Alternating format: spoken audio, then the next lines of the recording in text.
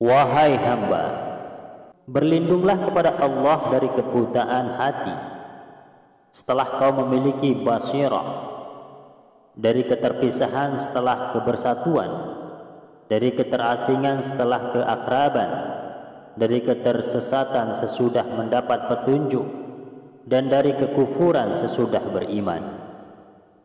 Dunia ini bak sungai berarus deras, setiap hari airnya bertambah, dan itulah perumpamaan nafsu manusia dan segala kesenangan dunia.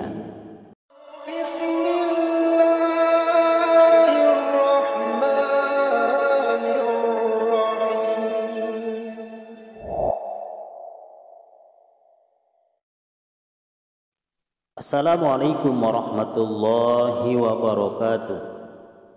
Alhamdulillahi rabbil alamin. Allahumma salli ala sayyidina Muhammad wa ala ali sayyidina Muhammad. Sahabat Abi Nadira rahimakumullah, Syekh Abdul Qadir Al-Jailani mengatakan, bila kau dekat dan sampai kepada Allah melalui pertolongannya dengan mengosongkan hati dari makhluk, nafsu dan segala sesuatu selain Allah, sehingga hatimu hanya dipenuhi Allah dan perbuatannya, kau tidak bergerak kecuali dengan kehendaknya, dan kau bergerak jika Allah menggerakkanmu. Berarti kau telah mencapai tahap fana. Engkau bersatu dengan Tuhan. Bersatu dengan Allah tentu berbeda dari bersatu dengan ciptaannya. Bukankah Allah telah menyatakan, laisa kamitslihi syai'un wa huwas samiul basir. Tak ada sesuatu pun yang serupa dengannya, dan dialah yang maha mendengar lagi maha melihat. Allah tak tertandingi oleh semua ciptaannya. Keadaan bersatu dengan Allah lazim diungkapkan oleh mereka yang mengalami kebersatuan ini. Masing-masing mereka mendapatkan pengalaman yang berbeda-beda yang khas bagi setiap orang. Pada diri setiap rasul, nabi, dan wali Allah terdapat suatu rahasia yang tak bisa diketahui manusia lain. Sering terjadi seorang murid menyimpan suatu rahasia yang dia ceritakan kepada syekhnya, dan sebaliknya sang syekh kadang-kadang merahasiakan sesuatu yang tak diketahui si murid. Kendati mungkin suluk, murid sudah mendekati pintu maqam sang syekh. Apabila sang murid meraih maqam ruhani sang syekh, ia terpisah dari syekhnya dan Allah menjadi pembimbingnya. Allah memutuskan hubungannya dengan ciptaan. Dalam keadaan itu, Syekh bagikan ibu pengasuh yang berhenti menyusui bayinya setelah 2 tahun. Sang murid tak lagi ada hubungan dengan ciptaan setelah melenyapkan egonya. Syekh diperlukan selama murid masih terbelenggu nafsu yang mesti diretas. Tetapi ketika kelemahan manusiawi ini musnah, pada dirinya tak ada lagi noda dan kerusakan, dan ia tak lagi membutuhkan syekhnya. Jadi, bila sudah bersatu dengan Allah sebagaimana yang digambarkan di atas, kau bersih dari segala sesuatu selain Allah. Tak kau lihat lagi sesuatu kecuali Allah, baik di saat suka maupun duka, dalam takut maupun harap.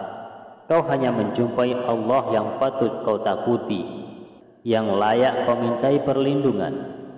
Maka perhatikan selalu kehendaknya, dambakan perintahnya, dan patuhlah selalu kepadanya, di dunia maupun akhirat. Jangan biarkan hatimu tertambat pada ciptaannya. Pandanglah semua ciptaan seperti orang yang ditahan raja penguasa kerajaan besar.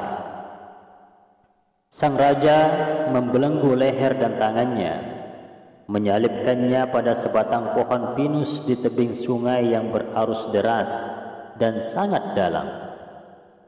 Sementara sang raja duduk di atas singgasana yang tinggi, bersenjatakan lembing, panah, dan senjata lainnya.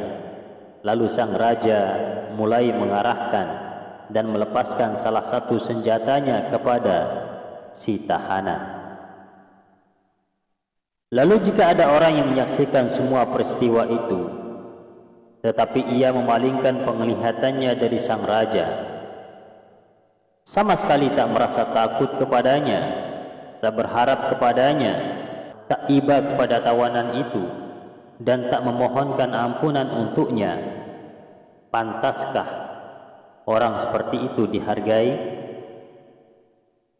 Menurut pertimbangan akal, orang seperti itu tergolong tolol, gila, tak berbudi, dan tak manusiawi. Wahai hamba, berlindunglah kepada Allah dari kebutaan hati setelah kau memiliki basirah, dari keterpisahan setelah kebersatuan, dari keterasingan setelah keakraban, dari ketersesatan sesudah mendapat petunjuk, dan dari kekufuran sesudah beriman. Dunia ini bak sungai berarus deras, setiap hari airnya bertambah, dan itulah perumpamaan nafsu manusia dan segala kesenangan dunia. Sementara anak panah dan berbagai senjata sang raja melambangkan ujian hidup manusia. Senjata-senjata itu adalah berbagai unsur yang menguasai hidup manusia, meliputi cobaan, musibah, penderitaan, dan juga upaya yang dilakukan manusia untuk mengatasinya. Bahkan semua karunia dan nikmat yang diterimanya dibayang-bayangi berbagai musibah. Karena itu, bila seorang cerdik cendekia mau menyigi masalah ini secara seksama, ia akan menyingkapkan kebenaran nyata bahwa tak ada kehidupan sejati kecuali kehidupan akhirat. Rasulullah Shallallahu Alaihi Wasallam bersabda, tak ada kehidupan selain kehidupan di akhirat. Dalam hadis lain Nabi Shallallahu Alaihi Wasallam bersabda, tak ada ketentraman bagi seorang mukmin kecuali ketika bertemu Tuhannya.